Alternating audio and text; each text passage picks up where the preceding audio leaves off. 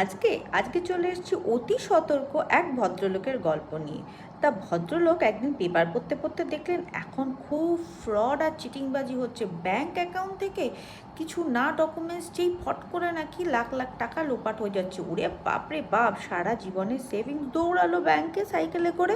আচ্ছা, সাইকেল কোনো মতে দাঁড় করিয়ে ব্যাংকে গিয়ে আগে ব্যালেন্সটা চেক করলো যে সব ঠিক আছে কিনা। বাবা, ওই ক লাখ টাকা একদম ঠিকঠাক আছে, সেভ আছে। উনি তো হাঁপ ছেড়ে বাঁচলেন, বেঁচে বেশ মুচকি মুচকি হাসতে হাসতে ব্যাংক থেকে বেরোলেন।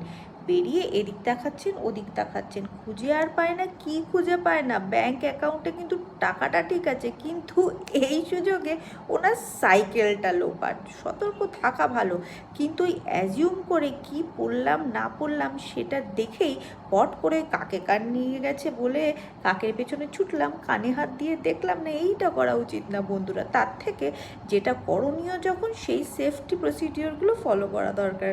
কি তোমরা কি আর কিছু বুঝলে এই গল্পটার থেকে? আমায় কমেন্টসে জানাতে ভুলো না।